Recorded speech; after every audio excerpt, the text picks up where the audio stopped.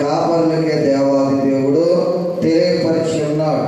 ప్రపంచంలో మనం చూసినట్లయితే జ్ఞానం కలిగిన వారు, బలం కలిగిన వారు, అనేక మంది విద్య కలిగిన వారు అనేక మంది ఉన్నారు. అయినప్పటికీ కూడా దేవాది దేవుడు ఎన్నిక లేని, ఇలువ లేని ఆ గొర్రెల కాపర్లకే దేవాది దేవుడు తన యొక్క పుట్టుక గురించి ఏం చేశాడంటే తెలియపరిచి ఉన్నాడు. దేవాది దేవుడు ఎవరికి ప్రత్యక్షమవుతాడు, ఎవరికి కనబడతాడని మనం ఆలోచన చేసినట్లయితే చూడండి, లూకా సువార్త 2వ అధ్యాయము 8వ వచనాన్ని మనం చూసినట్లయితే, ఆ దేశంలో కొందరు గొర్రెల కాపరులు పొలంలో ఉండి రాత్రి వేళ తన మందను కాసుకొని చూడగా ఏం చేస్తున్నారంటే, రాత్రి వేళ మందను ఏం చేస్తున్నారంటే కాచుకుంటున్నారు. ఎందుకంటే ఏ ముఖము రాకోకుండా, ఏ యొక్క సంహారపు దోప ఆ యొక్క గొర్రెల మధ్యలోకి వచ్చి నాశనం చేయకోకుండా, మృగాలు కానీ లేకపోతే పులులు కానీ హానికరం చేసేవి ఏవి కూడా మరి రాకోకుండా ఏం చేస్తున్నారంటే రాత్రి వేళ తన మందను కాసుకుంటున్నారు. ఎక్కడంటే పొలంలో కాస్తున్నారు. ఇక్కడ వైద్యుడు లోకా గారు తెలియపరుస్తున్నారు. ఒక్కరని రాయలేదు, ఇద్దరని రాయలేదు, ముగ్గురని రాయలేదు. అక్కడ ఎంతమంది ఉన్నారో తెలియదు. కానీ కొందరు ఏం చేస్తున్నారంటే గొర్రెల కాపరు తన మందను రాత్రి వేళ ఏం చేస్తున్నారంటే కాచుకుంటున్నారు. అంటే వారు రాత్రి అనగా పగలానికి ఏం చేస్తున్నారంటే కష్టపడుతున్నారు. దేవుడు ఎవరిని పిలుస్తాడంటే, ఎవరికి ప్రత్యక్షం అవుతాడంటే, ఆయన యొక్క మహిమ ఎవరికి తెలియపరుస్తాడంటే, ఎవరైతే కష్టపడతారో, ఎవరైతే దేవుని యందు విధేయత కలిగి ఉంటారో వారికి మాత్రమే దేవుని యొక్క ప్రత్యక్షత అనేది కలుగుతుంది. ఇక్కడ మనం చూసినట్లయితే రాత్రి వేళ తమ మందను కాసుకొని చూడగా ప్రభువుతో ఏం చేసిందంటే వారి మధ్యలోనికి వచ్చింది. ఈ రోజున రాత్రి వేళ వారు ఏం చేస్తున్నారంటే కష్టపడుతున్నారు. ఒక మంద ఉంది, ఆ మందకి ఏ హాని కూడా కలుపుకోకుండా, ఎటువంటి నాశనం కలుపుకోకుండా ఏం చేస్తున్నారంటే ఆ మందను వారు కాస్తున్నారు. దేవుడు తను ప్రేమించిన వారి లేకపోతే పిలిచినటువంటి ప్రతి ఒక్కరికి కూడా దేవుడు మందను ఇస్తాడు. ఆ యొక్క మందను ఏం చేయాలంటే కాచేవారంగా ఉండాలి, మేపేవారంగా మనము ఉండాలి. ఈ గొర్రెల కాపరులు కూడా మనం చూసినట్లయితే ఎలా ఉన్నారంటే మేపేవారుగా ఉన్నారు. రాత్రి వేళ కూడా మందను ఏం చేస్తున్నారంటే కాచేవారుగా ఉన్నారు. దేవుడు వారిలో ఏమి చూశాడంటే కష్టపడి పనిచేసే లక్షణాన్ని దేవాది దేవుడు వారిలో చూచాడు. అందుకే ప్రభువుతో మనం చూసినట్లయితే కిందకు చూడండి, మందను కాచుకొని చూడగా ప్రభువుతో వారి వద్దకు వచ్చి నిలిచారు. ప్రభువుతో వస్తే ప్రభు దూతతో పాటు ప్రభు యొక్క మహిమ కూడా వచ్చిందండి. మొట్టమొదటిగా మహిమను చూసింది ఎవరంటే ఈ గొర్రెల కాపరులే. ఎందుకు ఆ మహిమను చూశారని మనము ఆలోచన చేసినట్లయితే వారిలో ఉన్నటువంటి ప్రధాన లక్షణం ఏమిటంటే మందను జాగ్రత్తగా వారు కాస్తున్నారు. అందుకే దేవాది దేవుడు వారికి ఏం చేశాడంటే తన యొక్క మహిమను బయలుపరిచి ఉన్నాడు. తన యొక్క మహిమను ఏం చేశాడంటే వెల్లడిపరిచి ఉన్నాడు. ఈ రోజున ఆ మహిమ కానీ ఆ ప్రత్యక్షత కానీ మనము కూడా పొందుకోవాలంటే దేవాది దేవుడు మనకి కూడా గొర్రెల కాపరులు ఏ విధంగా అయితే వారికి కలిగినటువంటి మందను ఏ విధంగా అయితే కాస్తున్నారో దేవుడు మనకు అప్పచెప్పినటువంటి పని కానీ బాధ్యత కానీ మనం కూడా ఏం చేయాలంటే కష్టపడి చేసేవారంగా ఉండాలి.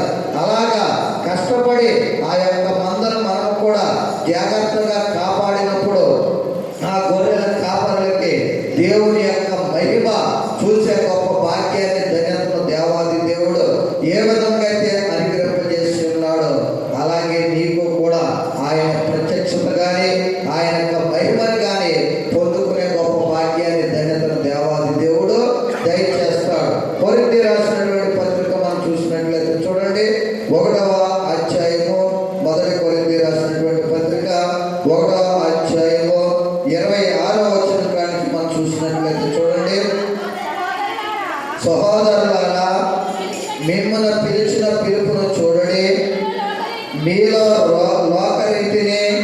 జ్ఞానులైనను గనులైనను గొప్ప వంశము వారైనను అనేకులను పిలువబడలేదు. కానీ ఏ శరీరియో దేవుని ఎదుట అతిశయింపకుండునట్లు జ్ఞానులను సిగ్గుపరచుటకు లోకములో నుండి ఎర్రి వారిని దేవుడు ఏర్పరచుకుని ఉన్నాడు. బలవంతులైన వారిని సిగ్గుపరచుటకు లోకములో బలహీనులైన వారిని దేవుడు ఏర్పరచుకుని ఉన్నాడు. చూడండి, గొర్రెల కాపరులు అంటే ఎవరైనా నిలుస్తారండి? ఎంత మాత్రం కూడా ఇలువ అనేది ఎవరు, గౌరవం అనేది ఎవరు. కానీ ఎన్నిక లేనటువంటి గొర్రెల కాపరులని, ఇలువ లేనటువంటి గొర్రెల కాపరులకి దేవాది దేవుడు తన యొక్క పుట్టుక గురించి, తన యొక్క మహిమను గురించి, దేవాది దేవుడు తన యొక్క ప్రభావం గురించి మొట్టమొదటిగా ఎవరికి తెలియపరిచాడంటే గొర్రెల కాపరులకు తెలియపరిచాడు. అందుకే ఈ రోజున మనం చూసినట్లయితే దేవుని యొక్క ప్రత్యక్షత మనం పొందుకోవాలంటే, దేవుని యొక్క మహిమను మనం చూడాలంటే గొర్రెల కాపరులు కూడా ఏ విధంగా అయితే రాత్రనక పగలనక వారు ప్రయాసపడ్డారు, అట్టి విధంగా మనం కూడా ప్రయాసపడినప్పుడు దేవుని యొక్క మహిమను, దేవుని యొక్క ప్రత్యక్షతను చూసే గొప్ప భాగ్యాన్ని, ధన్యతను దేవాది దేవుడు అనుగ్రహింపజేస్తాడు. అందుకే పౌలు గారు తెలియపరుస్తున్నటువంటి చక్కటి మాట ఏమిటంటే, జ్ఞానులను సిగ్గుపరచుటకు లోకములో నుండి ఎదురు వారిని దేవుడు ఏర్పరచుకుని ఉన్నాడు.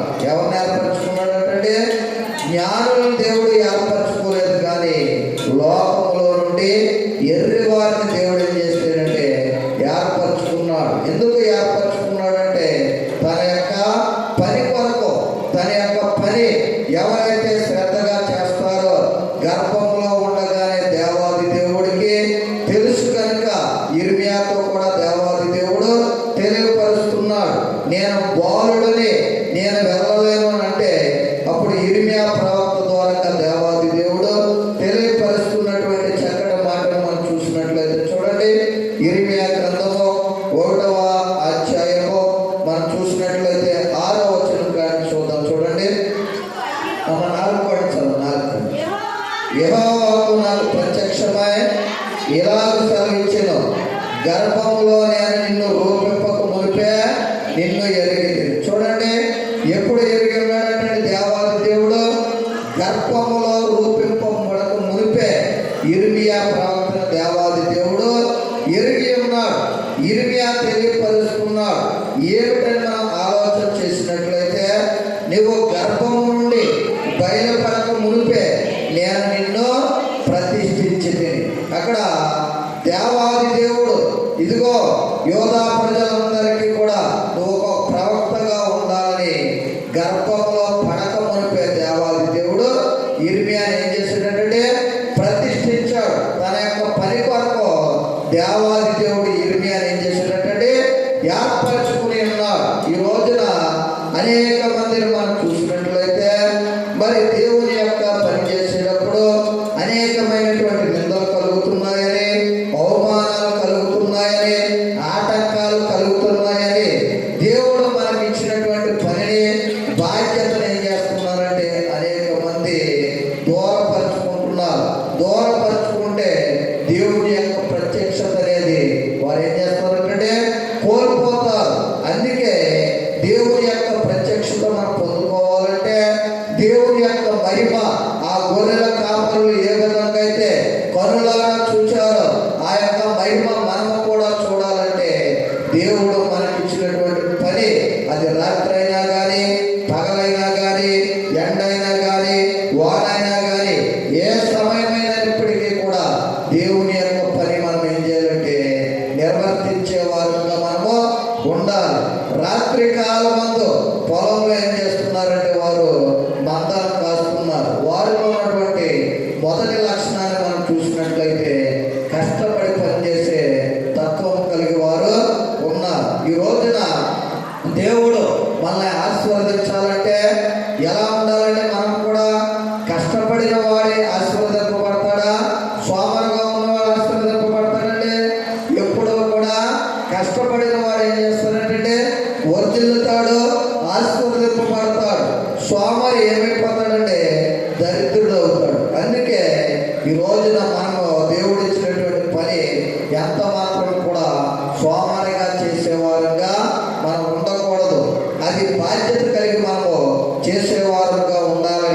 దేవుని యొక్క వాక్యం మనకు తెలియజేస్తుంది. ఇర్మియా ప్రవక్త తెలియపరుస్తున్నాడు. 6వ వచనం కానీ మనం చూసినట్లయితే, అందుకు అయ్యో ప్రభువు యెహోవా చిత్తగించుము, నేను బాలుడనే, మాటలాడుటకు నాకు శక్తి చాలదని నేను అనగా. గొర్రెల కాపలు చెప్తే ఎవరైనా వింటారంటే? ఎవరైనా వింటారా? జ్ఞానం కలిగిన వారు, విద్య కలిగిన వారు ఎవరైనా చెప్తే ఆ మాటలు వింటారు. కానీ గొర్రెల కాపర్లకి అక్కడ యేసుక్రీస్తు యొక్క పుట్టుక గురించి, ఇదిగో మీరు ఎక్కడికెక్కడికో ఎలక్కర్లతో, ఇదిగో మీకు ఆనవాళ్ళు కూడా నేను తెలియపరుస్తున్నానని దూత చెప్పింది. చెప్పిన తర్వాత ఆ మాటలు వెంటనే వారు ఏం చేశారంటే విన్నారు, నమ్మారు. ఈ రోజున అనేక మందిని మనం చూసినట్లయితే ప్రతిరోజు కూడా టీవీల్లో కానీ, లేకపోతే ఆదివారం కానీ, బుధవారం కానీ, శనివారం కానీ ఆన్లైన్ ప్రేయర్ ప్రార్థన కొడుకుల్లో నిత్యము కూడా మనకి దేవుని యొక్క మాటలు వినబడుతూనే ఉంటున్నాయి. అయితే కొంతమందిని మనం చూసినట్లయితే ఆ గొర్రెల కాపర్ల వలె నమ్మలేకపోతున్నారు. ఈ రోజున దేవుని యొక్క మాటలు మనం వింటున్నాం. మరి ఏం చేయాలంటే విన్నటువంటి మాటలు మనము విశ్వసించాలి. విశ్వసించడం మాత్రమే కాదు, కానీ ఆ మాటలు మనం ఏం చేయాలంటే నమ్మాలి. మంద ఉంది, మంద ఉన్నప్పటికీ కూడా ఆ మందను ఏం చేశారంటే విడిచిపెట్టారు. ఎప్పుడైతే ఆ మహిమను చూచారో వారికి ఏం కలిగిందంటే భయం అనేది కలిగింది. అప్పుడు దూత తెలియపరుస్తుంది, భయపడకండి. వారిలో ఉన్నటువంటి ఎప్పుడైతే దూత తెలియజేసిన తర్వాత వారిలో ఉన్నటువంటి భయం అంతా కూడా వారు నుండి వెళ్ళిపోయింది. వెళ్ళిపోయిన తర్వాత అక్కడ ప్రజలందరికీ కూడా కలగబో మహా సంతోషకరమైనటువంటి శుభవర్తమానం. ఎప్పుడైతే ఆ మాటలు విన్నారో, విన్న తర్వాత ఆ మాటలు వారు ఏం చేశారంటే నమ్మారు. మీరు అక్కడికి వెళ్తారేమో, ఎక్కడికి కూడా వెళ్ళొద్దు, ఇదిగో మీకు నేను ఆనవాళ్ళు తెలియపరుస్తున్నాను. దావీదు పట్టణమందు నేడు రక్షకుడు మీ కొరకు పుట్టి ఉన్నాడు. ఇదే మీకు ఆనవాళ్ళు, ఈయన ప్రభు అయిన క్రీస్తు. అది ఎప్పుడైతే ఆనవాళ్ళు చెప్పారు, అక్కడ శిశువులు పొత్తుగుడ్డలతో పరుండ పెట్టి ఉన్నారు. ఇవన్నీ కూడా ఆనవాళ్ళు చెప్పిన తర్వాత ఈ గొర్రెల కాపరులు నమ్మారు. కనుకనే వెంటనే ఏం చేశారంటే ఆ శిశువు దగ్గరికి వెళ్ళిన తర్వాత మనం చూసినట్లయితే వెంటనే పరలోకంలోకి ఈ యొక్క దూతలన్నీ కూడా వచ్చినాయి, పరలోకం నుంచి వచ్చినాయి. ఎప్పుడైతే వీరు బయలుదేరిన తర్వాత మళ్ళీ పరలోకంలోనికి ఆ దూతలన్నీ కూడా ఏమైపోయినట్టే వెళ్ళిపోయిన తర్వాత గొర్రెల కాపరులు చేసినటువంటి పనిని మనం చూసినట్లయితే చూడండి, లోకాసు వార్త 2వ అధ్యాయము 15వ వచనం.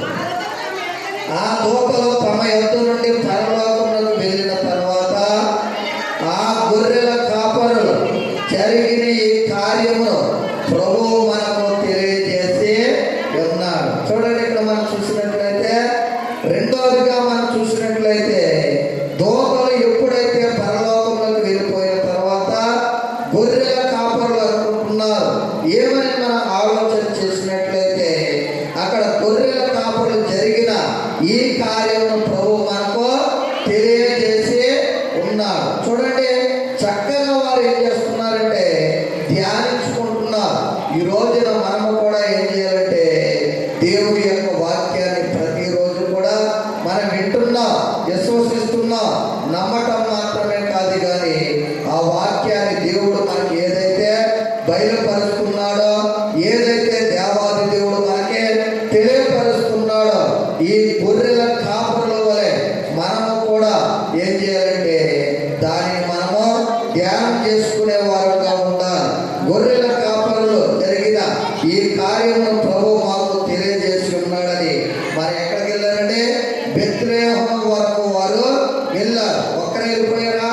అందరూ వెళ్ళారంటే ఒకరికొకరు పొరుగు కొలుపుకుని వారు వెళ్ళి ఉన్నారు. ఈ రోజున మనం చూసినట్లయితే సహోదరుల ఐక్యత కలిగి ఉండుట ఎంత మేలో, ఎంత మనోహరం. ఎక్కడైతే ఐక్యత ఉంటుందో అక్కడే ఏముంటుందంటే ఆశీర్వాదం అనేది ఉంటుంది.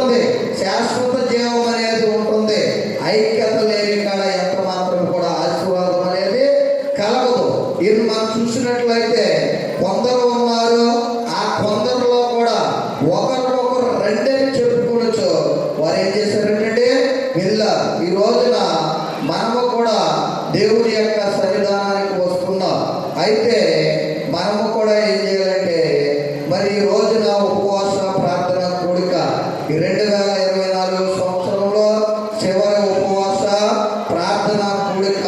చూడండి, మొదటిది ఆఖరిది ఎప్పుడు కూడా మనము మిస్ చేసుకోకూడదు. ఎందుకంటే కార్య ఆరంభం కంటే కార్యాంతము మేలు.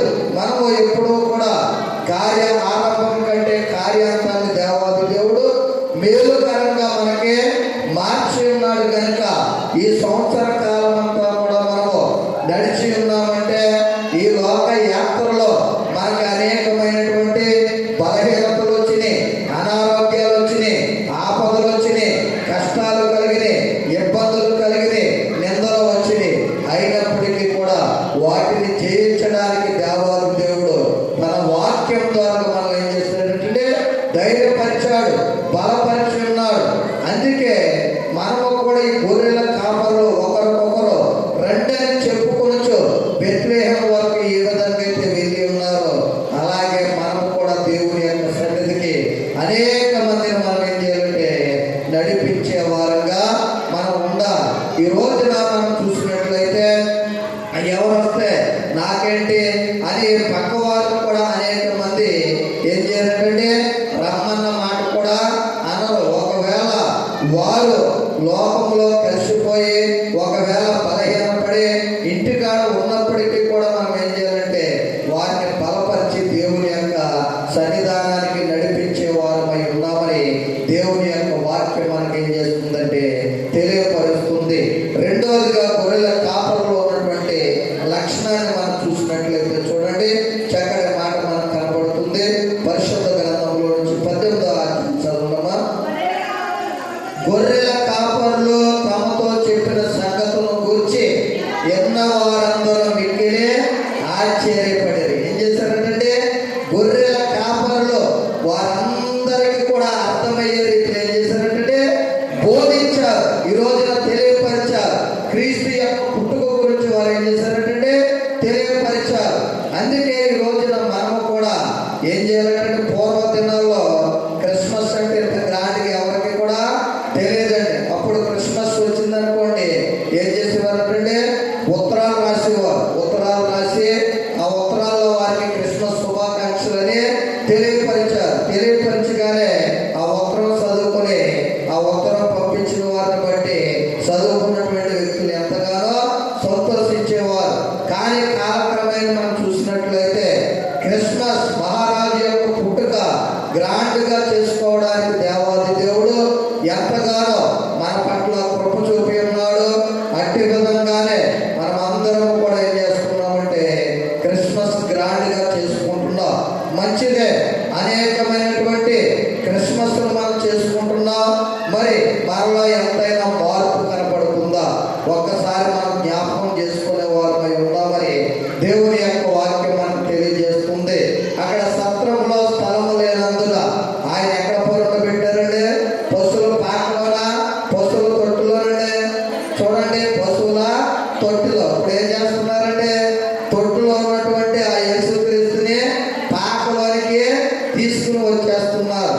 తొట్టు వేరు, పాక అనేది వేరు. చూడండి, తొట్టు అంటే మనం ఆలోచన చేసినట్లయితే గేదెలు ఉంటాయండి. గేదెలకి ఆ యొక్క కుడిత అనేది పెడతారు. ఆ తొట్టె ఎదరగా మూతి దగ్గర ఏం చేస్తారంటే తొట్టె అనేది ఉంటుంది.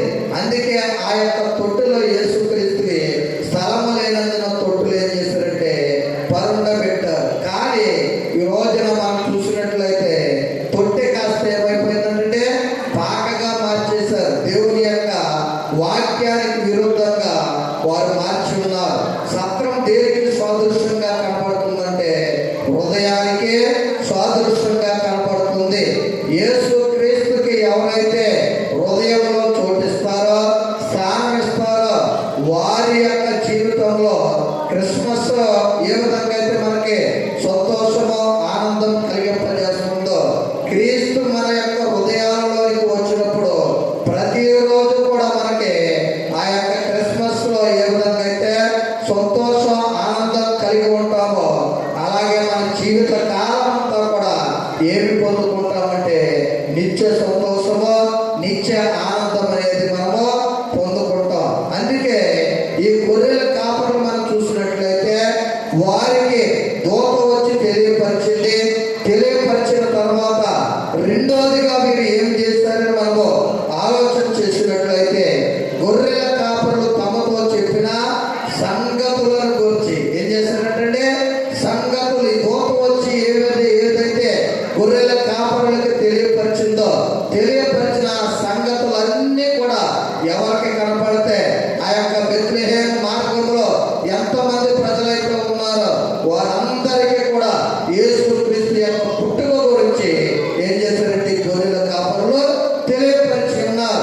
విన్న వారందరూ కూడా ఏం చేశారంటే మిక్కిలే ఆశ్చర్యపడ్డారు. ఎందుకంటే చూడండి, మనం చూసినట్లయితే లోక రక్షకుడు పుట్టి ఉన్నాడు.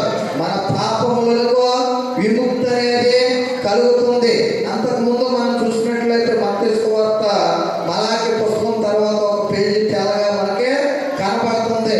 400 సంవత్సరాలు దేవుడు ఎవరితో కూడా మాట్లాడలేదండి. అప్పటి వరకు వారు ఎక్కడ ఉన్నారంటే చీకటిలో ఉన్నారు. ఎప్పుడైతే లోక రక్షకుడు పుట్టి ఉన్నాడని తెలియపరచగానే వారి యొక్క జీవితాల్లో ఏమి కలిగిందంటే ఆనందం అనేది కలిగింది. అందుకే ఎప్పుడైతే ఈ గొర్రెల కాపరులు వారితో చెప్పినటువంటి సంగతులన్నీ కూడా విన్నవారందరూ చూడండి మిక్కిలే ఆశ్చర్యపడ్డారు. ఎందుకు ఆశ్చర్యపడ్డారంటే అప్పటి వరకు వారు చీకటిలో ఉన్నారు.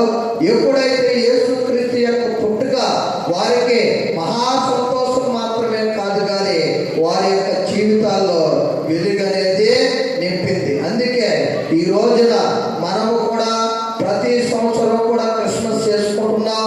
క్రిస్మస్ లో వర్తమానాలు వింటున్నాం. లేకపోతే ప్రతి ఆదివారం కూడా దేవుని యొక్క వాక్యాన్ని మనము వింటున్నాం.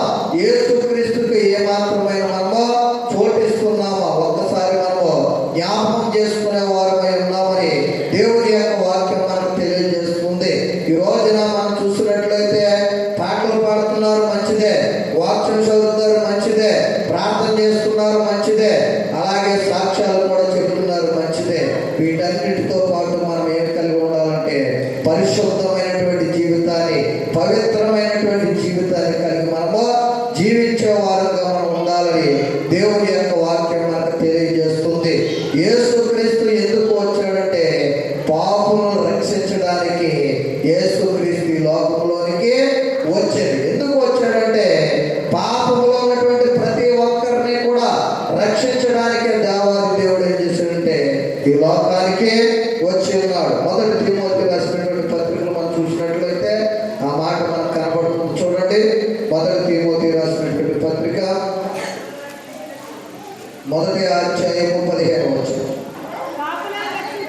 పాపులను రక్షించుటకు క్రీస్తు యేసు లోకమునకు వచ్చెనను వాక్యము నమ్మదగినదియో పూర్ణ అంగీకారమునకు యోగ్యమైనదియో ఉన్నది. చూడండి, ఇక్కడ చూసినట్లయితే పాపులను రక్షించడానికి క్రీస్తు యేసు లోకంలోనికి వచ్చెను. వాక్యం ఎలా ఉన్నదంటే నమ్మదగినదిగా ఉన్నది, పూర్ణ అంగీకారంగా ఉన్నది. గొర్రెల కాపరులు కూడా మరి ఎప్పుడైతే దూత వచ్చి తెలియపరిచిన తర్వాత వారికి ఎంతమంది ప్రజలైతే ఎదురయ్యారో వారందరికీ కూడా క్రీస్తు పుట్టుక గురించి తెలియపరిచినప్పుడు విన్న వారందరూ ఏం చేశారంటే మిక్కిలే ఆశ్చర్యపడ్డారు. ఎందుకంటే దేవుని యొక్క వాక్యము నమ్మదగినదియో పూర్ణ అంగీకారమైనదిగా అలాగే యోగ్యమైనది ఉన్నది. అందుకే ఇక్కడ మనం చూసినట్లయితే పూర్ణ అంగీకారములకు యోగ్యమైనదిగా ఉన్నది. ఈ రోజున గొర్రెల కాపరులు రెండోదిగా చేసినటువంటి పని ఏంటంటే దూత వచ్చి తెలియపరిచిన తర్వాత వారందరికీ కూడా తెలియని ప్రజలందరికీ కూడా క్రీస్తు యొక్క పుట్టుక గురించి ఆ గొర్రెల కాపరులు ఏం చేశారంటే తెలియపరిచారు. ఈ రోజున యేసుక్రీస్తు ఈ లోకంలోనికి వచ్చిన ప్రధాన ఉద్దేశం ఏమిటంటే పాత నిబంధన కాలంలో మనుషులు ఎవరైనా తప్పు చేశారనుకోండి, ఒక గొర్రెని కానీ మేకను కానీ కోడెని కానీ పావురం కానీ ఇలాగ బలి తెచ్చి ఇచ్చేవారు. యాజకుడు వారి నిమిత్తం పాప పరిహార బలి అనేది జరిగేది.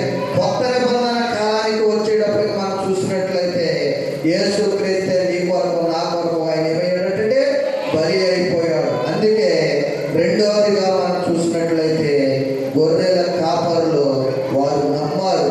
నమ్ముతూ మాత్రమే కాదు కానీ ఇతరులకు వారు ఏం చేశారంటే తెలియపరిచారు. విన్న వారందరూ కూడా మిక్కిలి ఏం చేశారంటే ఆశ్చర్యపడ్డారు. ఆశ్చర్యపడే అంతగా వారు ఏం చేశారంటే యేసుక్రీస్తు యొక్క పుట్టుక గురించి వారు తెలియపరిచారు. ఇక్కడ జ్ఞానం లేని వారు కాపరులు మనం చూసినట్లయితే ఇలువ లేని వారు అయినప్పటికీ కూడా దేవాది దేవుడు వారిని ఎన్నుకున్నాడు, ఏర్పరచుకున్నాడు. అందుకే వారికి తెలియజేసిన తర్వాత మందను విడిచిపెట్టి ఏం చేశారంటే క్రీస్తు యొక్క పుట్టుకను వారు తెలియపరిచారు. ఈ రోజున మనము కూడా యేసుక్రీస్తు పుట్టాడంటే దేనికి పుట్టాడు తెలియాలి కదండి. ఇప్పుడు ఈ రోజున యేసుక్రీస్తు పుట్టాడు, పండుగ చేసుకుంటున్నాం, మంచిదే. ఓన్లీ సంతోషం ఇవ్వడానికి పుట్టాడా? దేవుడిని ఆరాధన చేసామనుకోండి, మనకి ఏం కలుగుతుంది? సంతోషం అనేది కలుగుతుంది.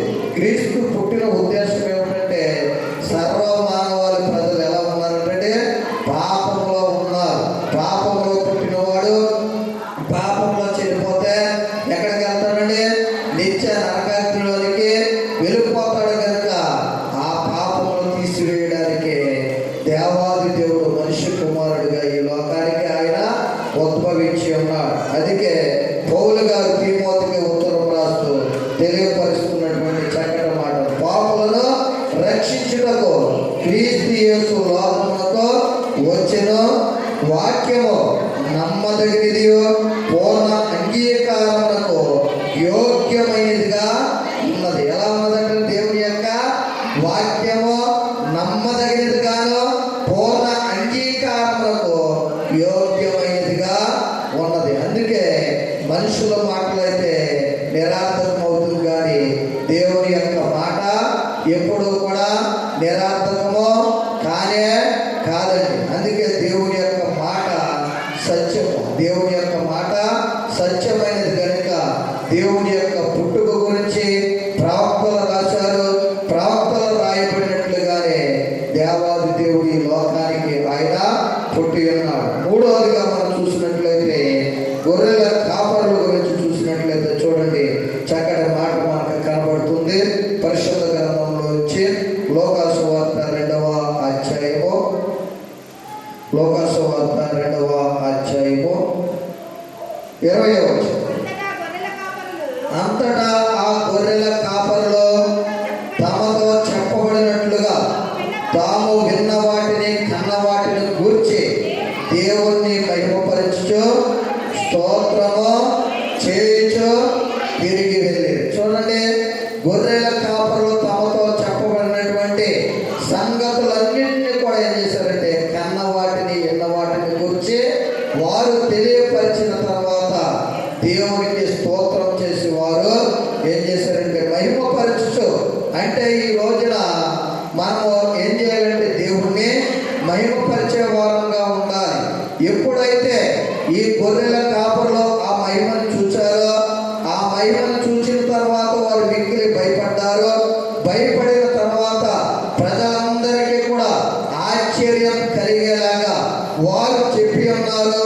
చెప్పిన తర్వాత ప్రజలు తెలియపరుస్తున్నారు ఏమిటంటే గొర్రెల కాపరులు తమతో చెప్పబడినట్లుగా తాము విన్న వాటిని కన్న వాటిని గురించి ఏం చేశారంటే దేవుణ్ణి మహిమపరిచారు. ఈ రోజున మనము ప్రచురం అంటే దేవుణ్ణి ఏం చేయాలంటే ప్రకటించే వారంగా ఉండాలి.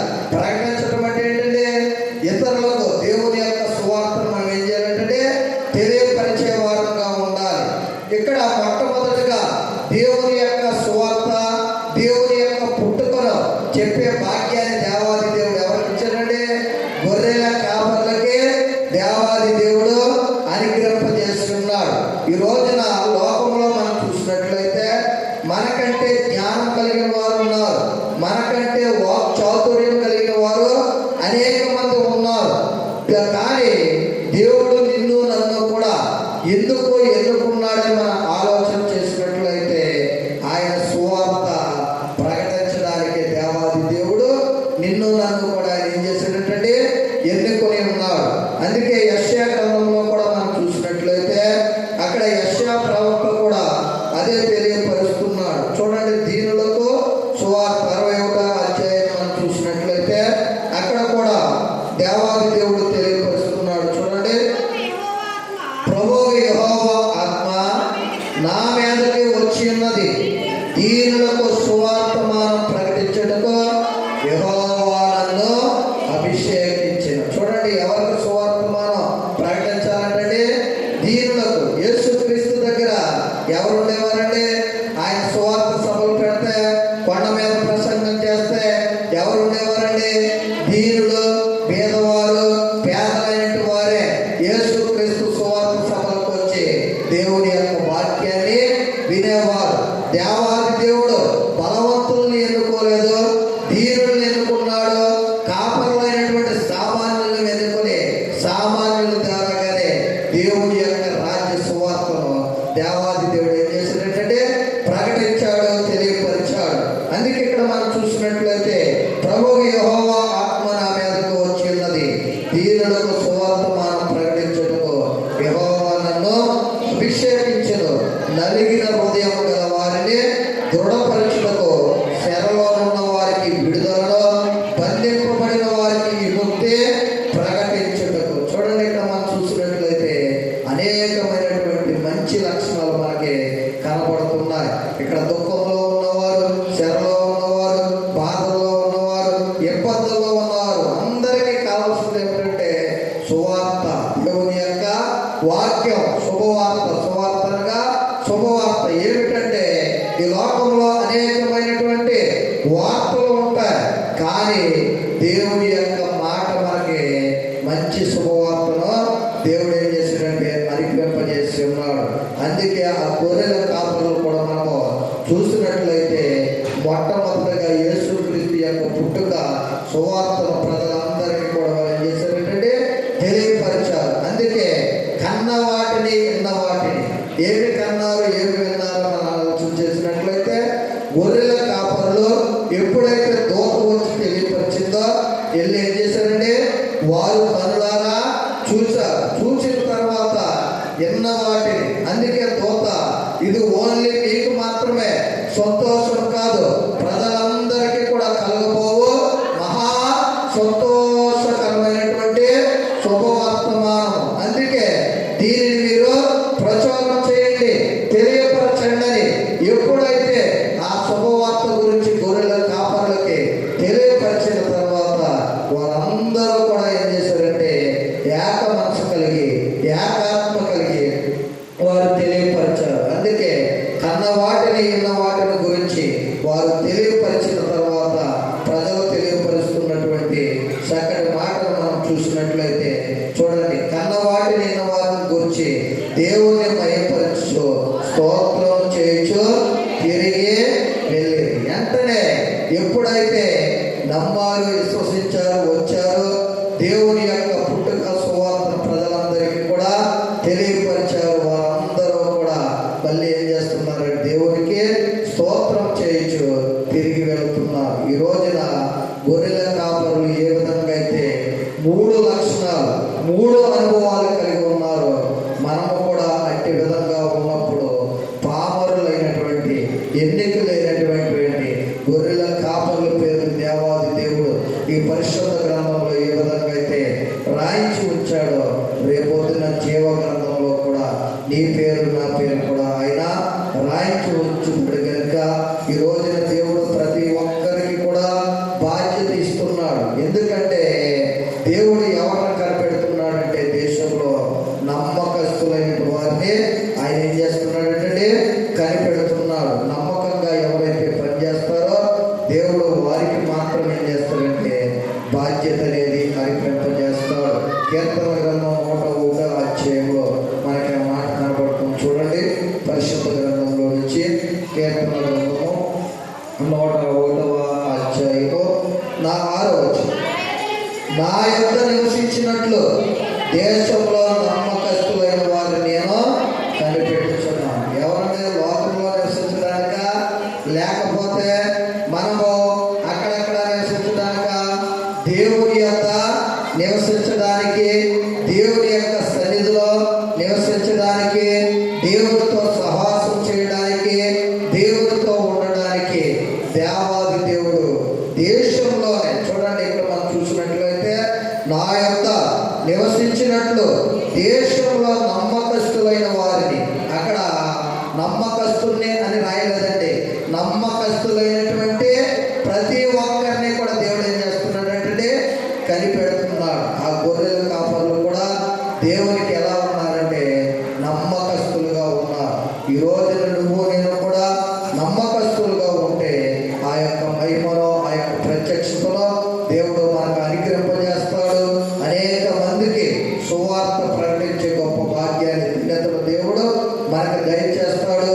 పరిశుద్ధ గ్రంథాన్ని ప్రతిరోజు కూడా మనము ధ్యానం చేసినట్లయితే, చదివినట్లయితే పరిశుద్ధాత్మ దేవుడే మనకి ఏం చేస్తాడంటే సహాయాన్ని అనుగ్రహింపజేస్తాడు. ఆ పరిశుద్ధాత్మ అనుభవంలో నిన్ను నన్ను కూడా నడిపించి మనకి మాట్లాడడానికి ఒకవేళ శక్తి లేనప్పటికీ కూడా ఇర్మియాకు దేవాది దేవుడు ఏ విధంగా అయితే శక్తిని అనుగ్రహింపజేసి ఉన్నాడో అట్టి విధంగానే మనకి కూడా దేవుడు ఏం చేస్తాడంటే శక్తిని దయచేస్తాడు. చూడండి, ఇర్మియా గ్రంథం 1వ అధ్యాయము 6వ వచనం చూసినట్లయితే అక్కడ ఇర్మియా ప్రవక్త ద్వారా దేవుడు తెలియపరుస్తున్నాడు.